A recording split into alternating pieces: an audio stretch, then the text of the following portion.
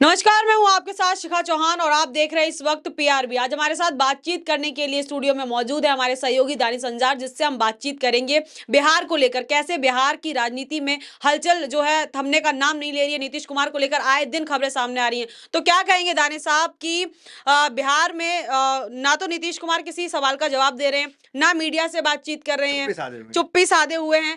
और जो कि जैसे कि कहा जा रहा था पहले तेजस्वी यादव की तरफ से कि उनको हाईजैक कर रखा है, वो जो है पार्टी का काम वो नहीं कोई और कर रहा है। तो अब नीतीश कुमार खुल के सामने तो आए हैं, पर अभी भी किसी भी सवाल का जवाब नहीं दे रहे। क्या कहना चाहेंगे? आपके अनुसार और तेजस्वी यादव भी कह रहे थे, जो साए में नीतीश कुमार कल तक थे, चार नेता अशोक चौधरी, विजय चौधरी, ललन सिंह, ये चारों नेता के साए में जो नीतीश कुमार चल रहे थे, पिछले जो घटनाक्रम आप देखेंगे, ये तीनों चारों नेता नीतीश कुमार के साथ नहीं है। नीतीश कुमार जहां भी जा रहे हैं अकेले जा रहे हैं, चाहे वो दिल्ली जाएं, चाहे वो राज्यपाल के पास जाए, चाहे वो पूर्व प्रधानमंत्री कांग्रेस नेता मनमोहन सिंह के परिवार से ही नीतीश कुमार मिल रहे हैं। जहां भी नीतीश कुमार जा रहे हैं अकेले जा रहे हैं, किसी के साथ नहीं जा रहे हैं। ऐसा जो है पहली बार देखने को मिला कि नीतीश कुमार ने दिल्ली का दौरा किया और उनकी कयास लगाए जा रहे थे कि पीएम मोदी से मुलाकात होने वाली है, जेपी नड्डा से मुलाकात होने वाली है। पर यहाँ पे देखिए, ना जेपी नड्डा से मुलाकात हुई और ना ही पीएम मोदी से मुलाकात हुई। इसके पीछे का क्या कारण है? देखिए, बड़ी बात आपको बताते, हमने कहा प्रियंका गांधी से नीतीश कुमार की मुलाकात, ये खबर सूत्रों से आ रही है कि मुलाकात वहां पे हुई है। यही कारण है कि बीपीएससी का इतना बड़ा आंदोलन पटना में चल रहा है। लोग जो है एनडीए सरकार को, बिहार की भाजपा सरकार को कोस रहे हैं, लेकिन मुख्यमंत्री कौन है? नीतीश कुमार। नीतीश कुमार बिहार के मुख्यमंत्री है। नीतीश कुमार के इशारे पे लाठीचार्ज हो रहा है। नीतीश कुमार के इशारे पे बीपीएससी के छात्र जो री एग्जाम की बात कह रहे हैं, उस पे जो है आंसू गैस के गोले छोड़े जा रहे हैं, सब तमाम चीजें हो रही है। लेकिन इंडिया गठबंधन के कोई भी नेता जो ट्वीट कर रहे हैं, उनमें आप एक चीज कॉमन देखे होंगे, किसी ने भी नीतीश कुमार का नाम नहीं लिया, सीधा हमला कर रहे हैं बीजेपी की सरकार। आप देखिए, बारी बारी हम आपको दिखाते ट्वीट। देखिए, राहुल गांधी का ट्वीट देखिए। राहुल गांधी पूरा ट्वीट करते, इस पूरे ट्वीट में राहुल गांधी कहीं भी नीतीश कुमार का नाम नहीं लेते, नीतीश कुमार पे कोई हमला नहीं करते। नीतीश कुमार जो है इंडिया गठबंधन के संयोजक थे, भाग के पलटी मार के चले गए, तो गुस्सा राहुल गांधी का आना चाहिए। और लेकिन मुख्यमंत्री है वहां के, उनके इशारे पे सब कुछ हो रहा है। राहुल गांधी देखिए, राहुल गांधी जी देखिए, अगर हम विपक्ष के किसी भी नेता की बात करें तो किसी की तरफ से भी जो है नीतीश कुमार के ऊपर सीधा निशाना नहीं साधा जा रहा है। सीधा क्या मतलब, धीरे से भी निशाना साधा नहीं जा रहा है। करे एनडीए की सरकार और भाजपा की सरकार, दो चीज लिखा जा रहा है। राहुल गांधी का ट्वीट देखिए। दूसरा देखिए, कांग्रेस के ऑफिशियल हैंडल ट्वीट दिखाइए, वहां पे क्या लिख रहा है? पहले बिहार सरकार ने भीषण ठंड, गौर कीजिए क्या लिख रहा है, बिहार सरकार, नीतीश कुमार पे कोई हमला नहीं, मुख्यमंत्री कौन है? नीतीश कुमार है। उसी तरीके से कांग्रेस के बाद प्रियंका गांधी का आप ट्वीट देखिए, वो क्या करिए प्रियंका गांधी, देखिए, बिहार में 3 दिन के अंदर दूसरी बार छात्रों पर अत्याचार किया और तमाम बातें लिख रही है। एनडीए सरकार बिहार की भाजपा सरकार लिख रही है, लेकिन कोई नीतीश कुमार नहीं लिख रहा है। अब आइए मल्लिकार्जुन खड़गे, मल्लिकार्जुन खड़गे भी लिख रहे हैं एनडीए सरकार, भाजपा सरकार। कोई नीतीश कुमार क्यों नहीं लिख रहा अपने ट्विटर हैंडल पे? इसका मतलब कि नीतीश कुमार की और कांग्रेस की अंदर खाने बातचीत चल रही है। और हम तो ये कहेंगे कि बातचीत जो है लगभग जो तय हो चुकी है। यही कारण है कि यहाँ पे नीतीश कुमार ना तो प्रधानमंत्री मोदी से मिलते हैं, ना तो जेपी नड्डा से मिलते हैं। अब नीतीश कुमार की छवि खराब करने के लिए, कि नीतीश को कमजोर साबित करने के लिए, कई ताकतें ऐसी हैं। वो ये कह रही है कि जेपी नड्डा ने टाइम नहीं दिया, प्रधानमंत्री मोदी ने टाइम नहीं दिया। जिसके बैसाखी पे जो टिके हो वो टाइम नहीं देगा, ऐसा संभव है? नीतीश कुमार की बैसाखी पे टिके, और नीतीश कुमार इतने हल्के नेता नहीं है कि उनको कोई टाइम नहीं देगा। क्या लग रहा है इस सब के पीछे का कारण? क्या अमित शाह का वो बयान है जो बिहार की जो है आने वाले टाइम में चुनाव को लेकर पूछा गया था उनसे कि सीएम का चेहरा कौन होंगे, तो उन्होंने बोला था कि ये समय के साथ तय करेंगे। जो उनकी तरफ से ऐसा कुछ बयान एक निकल के आया था। क्या लग रहा है उसके पीछे का कारण ये? क्योंकि भाजपा की तरफ से, जो भाजपा के नेता की बात करें तो उनकी तरफ से लगातार कई ऐसे जो है बयान आते रहे हैं कि भाजपा की, जब बिहार में भाजपा की खुद की सरकार बनेगी तब अटल बिहारी वाजपेयी को सच्ची श्रद्धांजलि मिलेगी। ऐसे तमाम बयान जो है बीजेपी की तरफ से आते गए हैं। देखिए, नीतीश कुमार को कमजोर साबित करने के लिए, कमजोर कमजोर दिखाने के लिए बीजेपी भाजपा इस तरह का बयान दिया। लेकिन नीतीश कुमार इस बार जो है चुप नहीं रहे, इस बार चुप्पी नहीं साधे। उन्होंने भी कई पोस्टर जारी किए। पूरा पोस्टर देखिए, पहले उन्होंने जारी किया था, जब बात बिहार की हो नाम सिर्फ नीतीश कुमार का हो। ये जो पोस्टर जो है वो नीतीश कुमार ने जारी किया। दूसरा पोस्टर देखिए, 2025 फिर से नीतीश। ये सीधा मैसेज किसको है? सीधा मैसेज बीजेपी को है कि आप तय कर लीजिए। देखिए, आने 19 साल से बिहार की राजनीति में नीतीश कुमार सीएम की कुर्सी पे बैठे हैं। हाँ, उप मुख्यमंत्री चेंज होता है तो आप लोग फिर वही होने वाला है 2025 में। आप लोग देख लीजिए, तेजस्वी उप मुख्यमंत्री बनते हैं कि बीजेपी का कोई बनता है। नीतीश कुमार, बिहार में इस बार एनडीए की सरकार होगी या इंडिया गठबंधन का जादू चलेगा? देखिए, बिहार में हमने आपको कहा कि कांग्रेस से जो बातचीत है नीतीश कुमार की, वो चल रही है।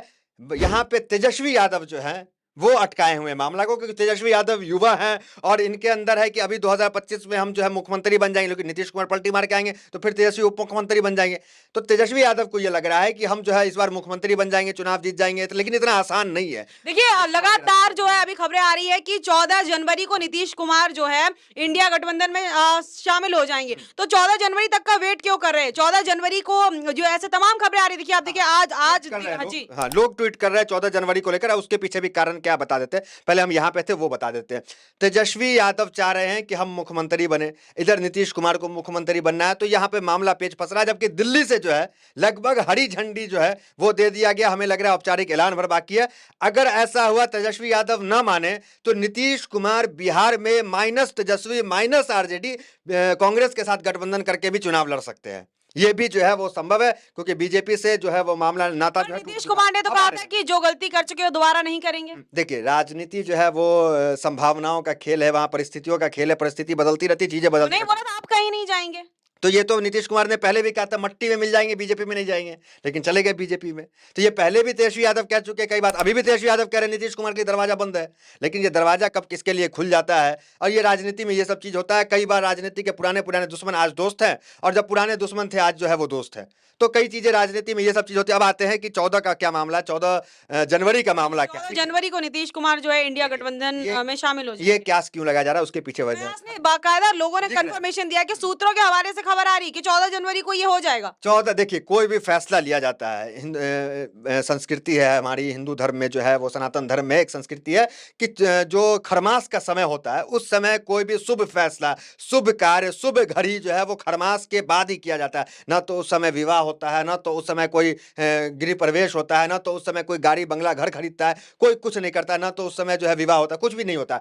तो उसमें जब नीतीश कुमार ये फैसला लेंगे, ये फैसला जो है देश हित में अच्छा हो, उनके लिए अच्छा हो, इसके लिए उनको खरमास के बाद ही फैसला लेना है। और ये खरमास खत्म हो रहा है कब? ये खरमास खत्म हो रहा है 14 जनवरी को। इसलिए ये क्यास लगाया जा रहा है कि 14 जनवरी को जो चुप्पी नीतीश साधे हुए हैं, ये चुप्पी 14 के बाद तोड़ेंगे और जो है सीधा सीधा नीतीश कुमार पलटी मारने का। 14 जनवरी को इतिहास फिर से दोहराया जाएगा, नीतीश कुमार फिर से पलटी मारेंगे। बिल्कुल, नीतीश कुमार के दोनों हाथ में लड्डू हमेशा से रहा है, और नीतीश कुमार का पुराना इतिहास है, जहां भी नीतीश असहज होते हैं वहां से नीतीश कुमार पलटी मार देते हैं। हमने बहुत बड़ा एग्जांपल आपको दिया, अगर आप गौर की होंगी, प्रियंका गांधी, मल्लिकार्जुन खड़गे, राहुल गांधी, कांग्रेस, तमाम लोगों के ट्वीट दिखाएं, किसी ने भी नीतीश कुमार पे हमला नहीं किया। और तेजस्वी यादव की बात कर ले कि तेजस्वी यादव के कल के बयान के अलावा देख लीजिए तो तेजस्वी यादव भी नीतीश कुमार पे हल्का हाथ रखते हैं। देखिए वहां पे जो तेजस्वी यादव की अगर हम बात करें तो आरजेडी लोकल पार्टी है, तो उनको तो करना ही पड़ेगा। हाँ, वो तो करेंगे, बेसिक है वो करेंगे, लेकिन कांग्रेस जो है वो तो नीतीश कुमार पे कोई जो है हाथ नहीं रख रहा, उल्टा जो है पोस्टर लगा के स्वागत और वेलकम अगर करते। इंडिया गठबंधन में जाते हैं तो क्या गारंटी है कि नीतीश कुमार ही जो है आने वाले चुनाव में बिहार में मुख्यमंत्री का चेहरा नीतीश कुमार ही रहेंगे? क्या गारंटी है कि नीतीश कुमार ही, क्योंकि तेजस्वी यादव भी तो लाइन में खड़े हुए हैं। देखिए, तेजस्वी यादव लाइन में खड़े हुए हैं, तेजस्वी यादव युवा हैं, नया जोश है, नई खून है, तो तेजस्वी यादव चाह रहे हैं कि पर जनता तो चाह रही है ना युवाओं को ज्यादा अभी चांस मिलना चाहिए। बिल्कुल तेजस्वी यादव को जो है वो उनके अंदर वो क्षमता भी है। श्योरिटी कहाँ है फिर सर? मैं बता रहा हूँ क्या होगा, क्या कि अगर दिल्ली जिस तरीके से पहले भी नीतीश कुमार को पीएम पद का ऑफर जो है दे चुकी है, ये खबर सूत्रों से आई है, और कई जो प्रवक्ता जेडीयू के उन्होंने भी कहा कि इंडिया गठबंधन ने नीतीश कुमार को पीएम पद का भी ऑफर किया। और नीतीश कुमार को छोटे मोटा नेता नहीं है, इंडिया गठबंधन के संयोजक रहे हैं, तो इंडिया गठबंधन को बनाने वाले नीतीश कुमार, सबको एकजुट करने वाले नीतीश कुमार, तो वो नीतीश कुमार को अगर इंडिया गठबंधन पीएम पद का ऑफर कर दे इस बात पे कि आप खुद भी आइए और साथ साथ नायडू को भी ले आइए, तो नीतीश कुमार भी चेहरा हो सकते हैं, क्योंकि नीतीश कुमार की छवि साफ सुथरी है राजनीति में। अभी देखिए एक एडीआर की रिपोर्ट आई है, जो नीतीश कुमार के पास महज 1 करोड़ कुछ रुपए है, इतने साल जो 19 साल मुख्यमंत्री रहा उसकी संपत्ति महज 1 करोड़ रुपया है।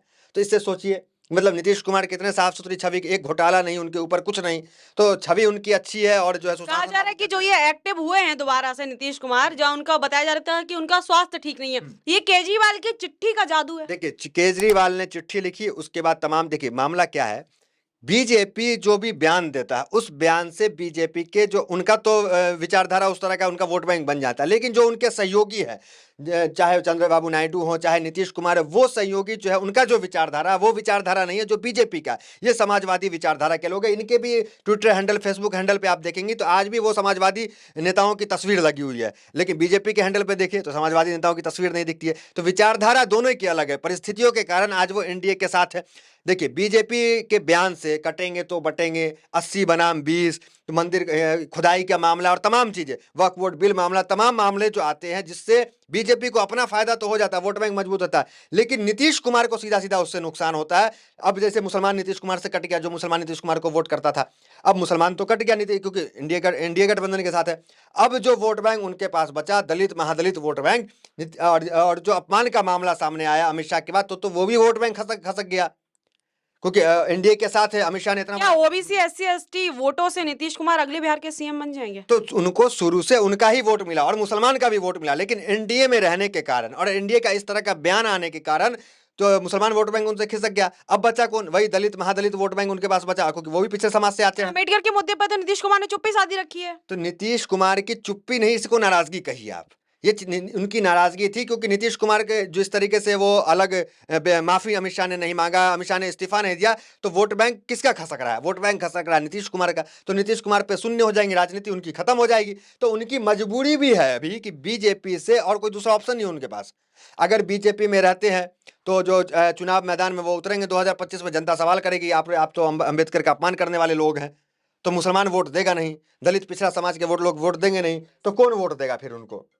तो उनकी राजनीति समाप्त हो जाएगी। और नीतीश कुमार को वो डर भी है महाराष्ट्र वाला कि चेहरा जो है। तो क्या लगता है कि 2000 देखिए 24 खत्म हो गई है, 25 की शुरुआत होगी, तो बीजेपी के लिए ये जो साल, क्योंकि 24 की अगर बात करें तो बीजेपी के लिए साल को ज्यादा खास नहीं है। बीजेपी जो आपसी कलों से जूझती रही है और बीजेपी के लिए मुश्किलें जो है आए दिन आती रहती है। तो 2025 की शुरुआत हो गई है, ये साल क्या लग रहा है कि नीतीश कुमार 14 जनवरी को जो खरमास के बाद हाँ खरमास के बाद जो वो अगर पलटी मारेंगे तो बीजेपी के लिए क्या संकेत, इससे बीजेपी के लिए ये साल की शुरुआत कैसी होने वाली है? देखिए 2024 में आज से 7 महीने पहले जब सरकार बनी, तभी हमने कह दिया था अपने कई वीडियोस में कि ये सरकार आने वाले 5 साल चलेगी नहीं चलेगी कोई ठिकाना नहीं है। देखिए 7 महीने महज हुए हैं और इतना उठापटक की चीजें हो गई। 2019 देख लीजिए, 2024 देख लीजिए, बड़े शान से इन लोगों ने सरकार चलाई, लेकिन इस बार मुश्किल होगी।